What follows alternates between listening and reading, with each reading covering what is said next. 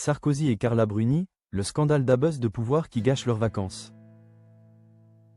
Voilà plusieurs années que Carla Bruni et Nicolas Sarkozy ont leurs petites habitudes au Cap-Nègre.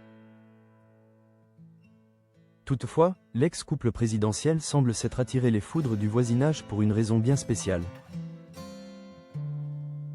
L'année 2025 est à oublier pour Nicolas Sarkozy, condamné en septembre à 5 ans de prison ferme dans l'affaire du financement libyen lié à sa campagne présidentielle de 2007, ayant passé une vingtaine de jours derrière les barreaux à la prison de la Santé. À Paris, l'ancien chef d'État de 70 ans, qui attend son procès en appel pour 2026, a retrouvé la liberté en novembre dernier. Nicolas Sarkozy enfin libéré de prison, il n'a pas dit son dernier mot.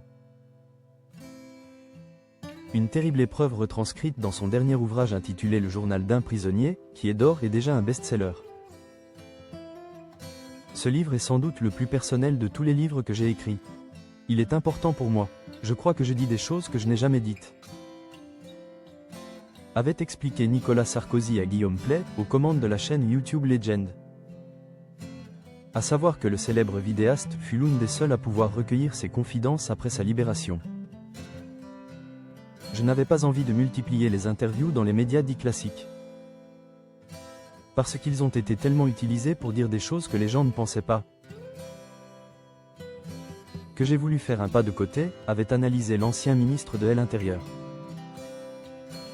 Son ultime priorité, avoir le temps de redonner dans cette interview, l'ambiance qu'il y a dans ses écrits.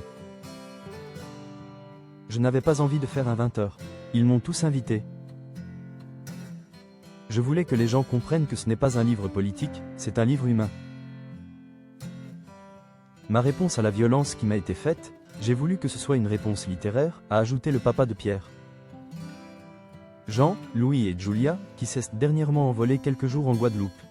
Lorsqu'ils n'est pas à Paris. Nicolas Sarkozy s'exile volontiers au Cap-Nègre, où son épouse Carla Bruni possède un somptueux château. Érigé dans les années 30, doté de 2 tourelles, un domaine protégé du public. Mais en 2008, Nicolas Sarkozy semble s'être mis à dos une partie du voisinage. A rappeler que l'ex-couple présidentiel a l'habitude de s'y rendre principalement pour les vacances d'été. L'occasion pour eux de se baigner au pied du domaine ou de jouir de sa terrasse qui donne sur la mer. Mais en 2008, comme l'a notifié Gala, Nicolas Sarkozy et son épouse ont dû faire face à un sérieux conflit de voisinage. La raison ? L'éventuelle installation d'un tout-à-tout, a révélé le journaliste Patrick Jay dans L'Élysée à la plage, dévoilé il y a 4 ans, dans les années 2000, une étude de zonage d'assainissement avait acté que le cap du littoral devait être accordé au tout à l'égout puisque la création de fosses septiques était compliquée, voire impossible.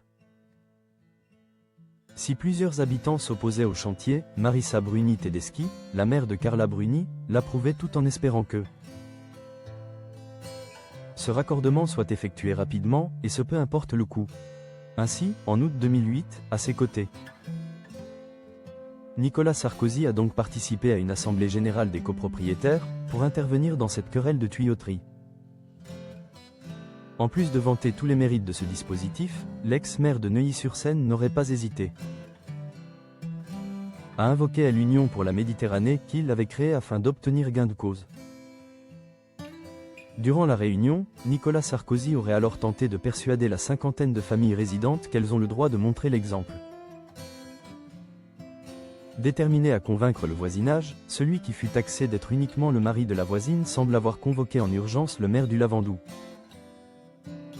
le préfet du Var, la directrice de l'équipement ainsi que tous les responsables de l'association syndicale des copropriétaires. Déterminé à bien faire respecter la loi. Si finalement, aucun coup de pioche n'a finalement été donné. Certains habitants ont assuré que toutes ces démarches démontraient un abus de pouvoir. Ambiance.